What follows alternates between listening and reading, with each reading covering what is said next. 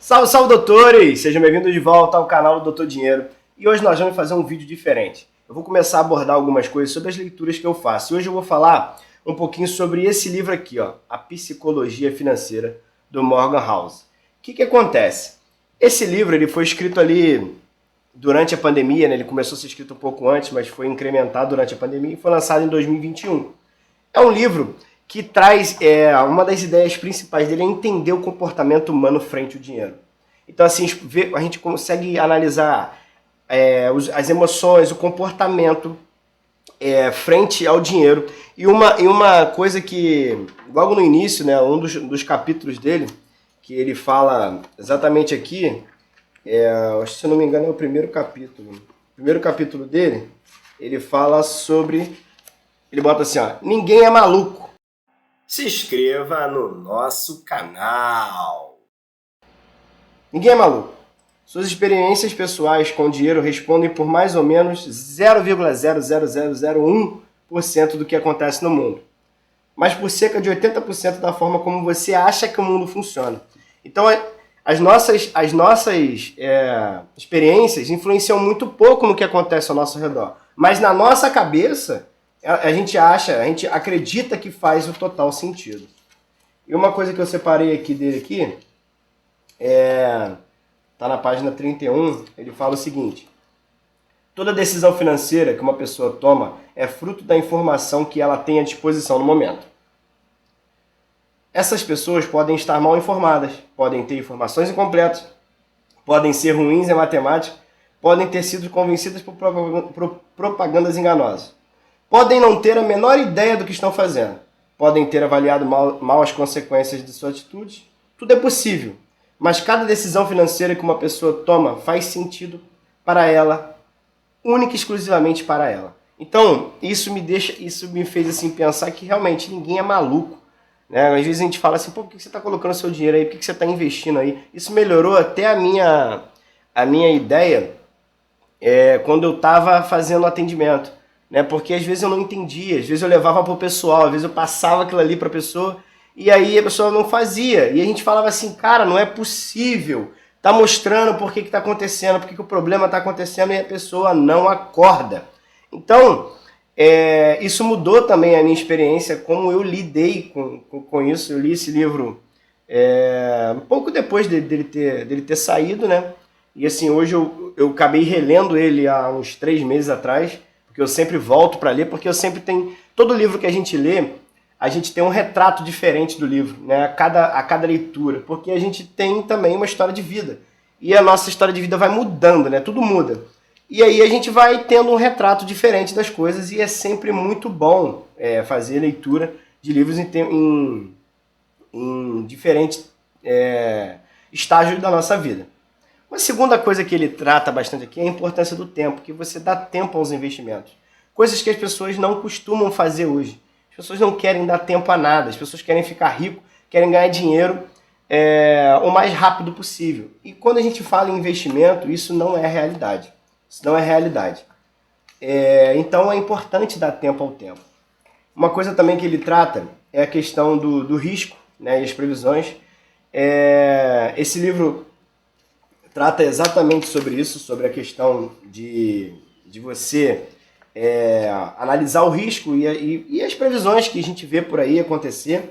Né? Tem uma frase aqui do livro, aqui, ó, ganhar dinheiro é uma coisa, mantê-lo é outra.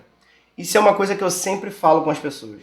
Né? Principalmente quando eu estou atendendo, quando eu estou numa conversa informal, eu falo, cara, você ganhar dinheiro é relativamente fácil, porque você sabe fazer dinheiro. Mas e o manter, né? O valor da tua riqueza não está enquanto o dinheiro passa pela tua mão, está enquanto o dinheiro fica, o quanto de dinheiro é retido.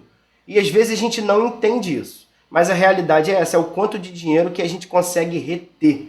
Então, não é só ganhar dinheiro, fazer dinheiro, mas é mantê-lo também. Então, isso aí foi mais uma das coisas que eu aprendi com esse livro. Né? A importância, ele diz aqui, a importância da simplicidade, né? A simplicidade que você precisa tratar as coisas, né? A questão da fortuna é aquilo que você não vê. Está na página 123. 123. É isso aí. Fortuna é aquilo que você não vê. Gastar dinheiro para mostrar às pessoas quanto dinheiro você tem é a forma mais rápida de ter menos dinheiro. Então, assim, Cortano, ele tem uma frase aqui, ó. Ele fala assim, ó: a cantora Rihanna quase foi à falência, depois de gastar em excesso. E então processou seu consultor financeiro. O conselheiro respondeu: não era óbvio para ela que se você gasta dinheiro, o seu dinheiro, com coisas, vai acabar com as coisas e sem o dinheiro. Sinta-se à vontade para rir, mas a resposta é não. Isso não é óbvio para as pessoas. Quando elas dizem que querem ser milionárias, talvez estejam dizendo, na verdade, que gostariam de ganhar $1 milhão. Isso é, literalmente, o oposto de ser milionário. Então, quando ele diz aqui, o que ele fala com essa questão da simplicidade, é que a gente pode ter a pretensão de ganhar $1 milhão, mas não em ser milionário. E nesse mesmo livro, ele fala sobre riqueza e fortuna, né? Riqueza é aquilo que você vê. É o carro, é a roupa, é a casa. Isso é riqueza. Fortuna é o que está no banco, é o que está investido. Isso é fortuna, é o que você não vê. E você enxergar as pessoas por uma característica unicamente que você vê, que você está vendo, aparentando para você, é uma forma muito rasa de enxergar uma pessoa. É uma forma rasa de enxergar. Então, ele quando traz isso aqui, ele dá esse exemplo da Rihanna, está na página 126, ele diz muito isso. Ó, tem uma outra palavra aqui, ó. O investidor Bill Maher escreveu certa vez: não há forma mais rápida de se sentir rico do que gastar muito dinheiro em coisas boas. No entanto, ser rico é gastar o dinheiro que você tem, não o dinheiro que você não tem. Simples assim. E tem muita gente que gasta o dinheiro que não tem. Gasta o dinheiro que não tem. Aqui ele fala a parte, ó. No entanto, devemos ter cuidado na hora de fazer distinção entre fortuna e riqueza, que foi aquilo que eu estava dizendo para você. A riqueza tem a ver com o rendimento atual, tem a ver daquilo que você vê, né? Provavelmente alguém dirige um carro de $100 mil, é rico, porque mesmo que a pessoa tenha financiado o veículo, é preciso um certo nível de rendimento para pagar as prestações. A mesma coisa vale para quem mora em casas enormes. Não é difícil identificar pessoas ricas. Elas com frequência se esforçam para serem notadas. Essa é a realidade. Já a fortuna é algo escondido. É a receita não gasta. É o que é poupado. O valor dela reside em proporcionar opção, flexibilidade, crescimento para que um dia você possa comprar mais coisas do que é capaz hoje. E quando eu digo fortuna, a questão da fortuna, eu sempre trago isso na ideia que a fortuna é aquilo que me permite comprar tempo. Cara, comprar tempo é sensacional. Já parou para pensar como é bom comprar tempo? Para pensar um pouquinho. Então, como eu estava dizendo, a questão de você comprar tempo, né, de você ter fortuna, isso é essencial e ele trata bem isso aqui nesse livro. E a questão também, ele fala sobre uma questão de adaptabilidade e aprendizado, que é você se adaptar como a água como a água contorna a pedra, né? Nos investimentos você precisa contornar algumas coisas. E tem uma coisa que ele fala, que é tipo assim, às vezes você se prende tanto a um mau investimento e esquece dos outros investimentos que você está fazendo. E aí talvez você tenha que se desprender daquele mau investimento, sair daquilo ali logo para você partir para o próximo, fazer um ótimo investimento. Então as pessoas também têm isso na cabeça, passa muito pela questão da psicologia, né, na cabeça da gente. Então a gente precisa se adaptar e melhorar sobre isso. E tem um textozinho que eu separei aqui, que está na página 216, que ele é uma ideia de que a gente sempre acha que a grama do vizinho está mais verde. Mas a gente precisa entender. Vou ler para você. Entretanto, embora possamos ver o quanto de dinheiro os outros gastam com carros, casas, roupas e férias, não temos como enxergar seus objetivos, suas preocupações e suas aspirações.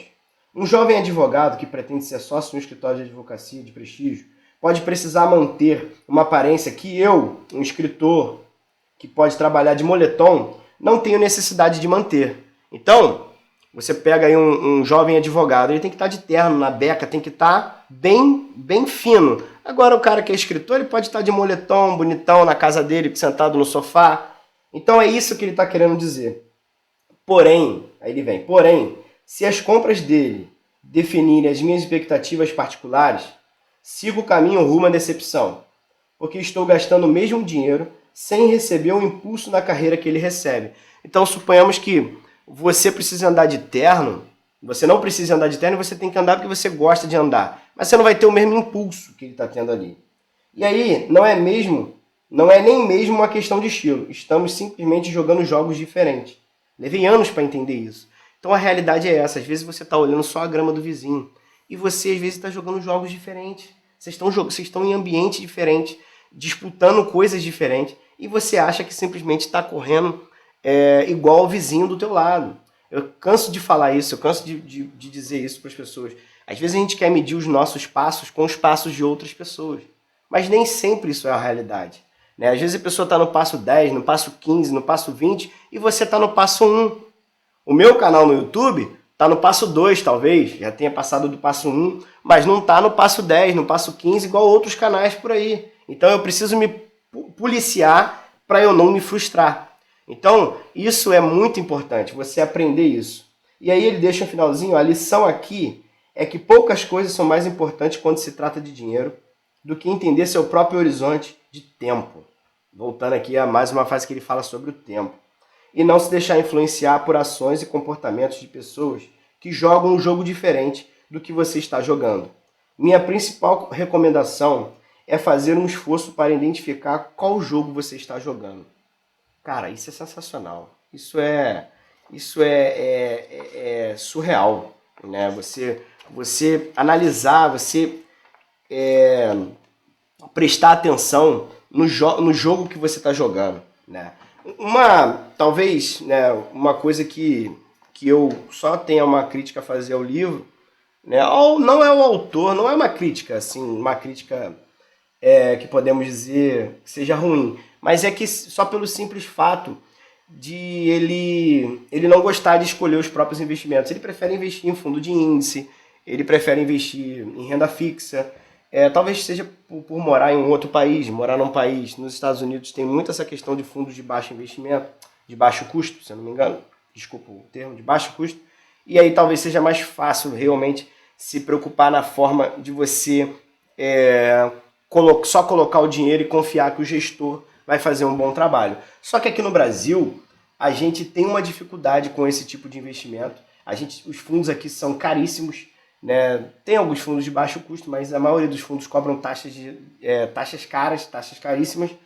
E eu, particularmente, gosto de escolher as minhas ações, gosto de escolher os meus fundos, né? Gosto de escolher meus fundos imobiliários, gosto de escolher a minha renda fixa. Eu gosto de fazer essa análise por questão de fazer. Eu sei que também eu tenho até tempo para fazer isso, tem gente que não tem esse tempo para fazer. Então, se você não tem tempo, realmente, você precisa escolher bons fundos. O que eu não abro mão, o que eu acho que todos devem fazer, é a questão da previdência, né?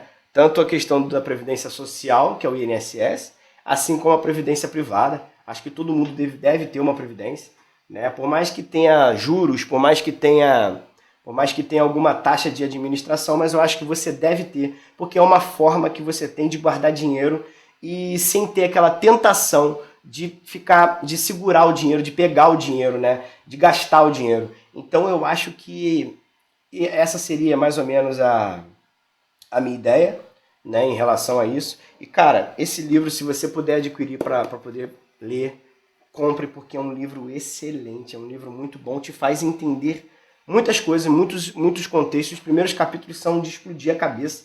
Eu tenho certeza que o autor ele escreveu pensando nisso, né, de explodir realmente a tua cabeça, fazer você pensar em conceitos que você não pensava. Então, assim, é um livro sensacional que eu acho que vale muito a pena ter, vale muito a pena ler. Então, pessoal, se você chegou até o final desse vídeo, espero que tenha gostado do vídeo. Eu vou fazer mais livros que eu li, vou relê-los para poder trazer mais coisas para vocês. E eu espero que você tenha gostado desse vídeo. Se você chegou até o final, se inscreva no nosso canal, ativa o sininho, dá um joinha esperto e manda esse vídeo para os seus amigos, para os familiares, nos grupos aí do WhatsApp. Ajuda a gente a crescer, ajuda o nosso canal. Eu te peço. E muito obrigado. Aquele abraço fraterno para vocês e aquela saudação que você já conhece. Saudações endinheiradas!